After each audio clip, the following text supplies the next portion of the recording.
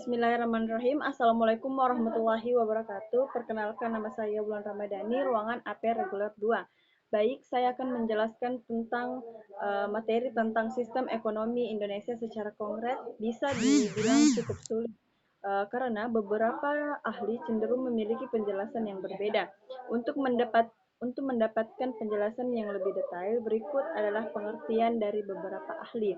Yang pertama yaitu menurut Gilarso, sistem ekonomi adalah keseluruhan tata cara untuk mengordinasikan perilaku masyarakat, produsen, konsumen, pemerintah, bank, dan sebagainya dalam menjalankan kegiatan ekonomi, produksi, distribusi, konsumsi, investasi, dan sebagainya. Dari kegiatan itulah akan terbentuk satu kesatuan yang teratur dan dinamis, dan kekacauan dalam bidang ekonomi dapat dihindari. Kedua, menurut Gregory Grossman dan M. Manu, sistem ekonomi adalah sekumpulan komponen-komponen atau unsur-unsur yang terdiri dari atas unit-unit ekonomi serta lembaga-lembaga ekonomi yang bukan saja saling berhubungan dan berinteraksi, melainkan juga saling menopang dan memengaruhi. Selanjutnya yaitu fungsi sistem ekonomi secara umum adalah satu, sebagai penyedia dorongan untuk berproduksi.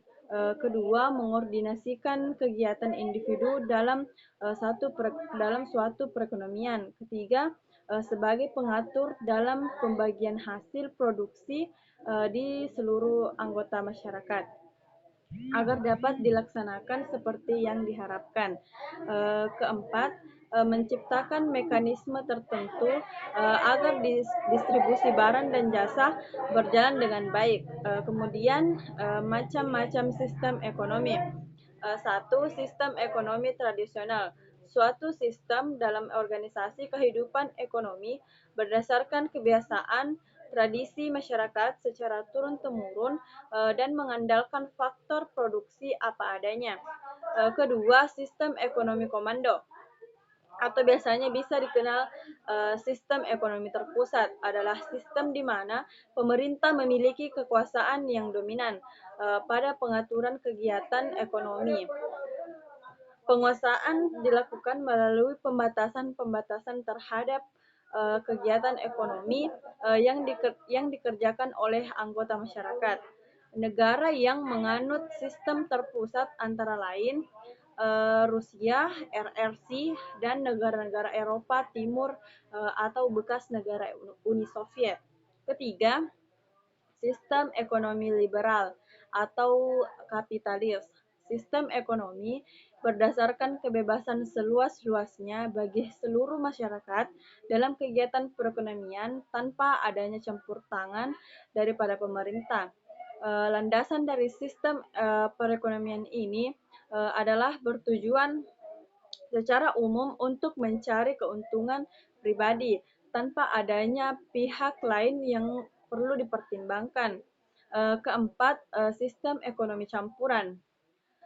Sistem ekonomi campuran adalah suatu sistem yang di satu sisi pemerintah memberikan kebebasan kepada masyarakat untuk berusaha melakukan kegiatan ekonomi, akan tetapi di sisi lain pemerintah memiliki campur tangan dalam perekonomian dengan tujuan menghindari penguasaan secara penuh dari segolongan masyarakat pada sumber daya ekonomi.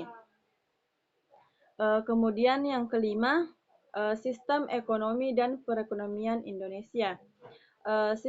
Setelah melihat jenis-jenis perekonomian dunia tersebut, tahukah kamu perekonomian mana yang ada di Indonesia? Sistem perekonomian Indonesia adalah sistem perekonomian Pancasila yang dipilih karena di dalamnya terdapat makna demokrasi. Barang-barang yang dianggap sangat penting bagi eksistensi negara dibutuhkan banyak orang, tidak boleh diserahkan pada pihak swasta. Negara dapat membuat kebijakan pengurus, mengatur, pengelola, dan pengawasan strategi tersebut. Jika kekayaan tersebut eh, jika jika kekayaan tersebut dibiarkan begitu saja, akan jatuh pada pihak yang salah. Maka kemakmuran masyarakat dalam memanfaatkan kekayaan tersebut terwujud. Ekonomi Indonesia kini banyak ditopang oleh industri dan perdagangan dengan fokus mayoritas di sektor ekspor. Mungkin itu sebabnya pula Indonesia didorong untuk memasuki industri 4.0 dan banyak wirausaha yang bermunculan. Baik, mungkin saja yang sempat saya sampaikan. Lebih dan kurangnya mohon dimaafkan. Billahi fi sabilil haq fastabiqul khairat. Wassalamualaikum warahmatullahi wabarakatuh.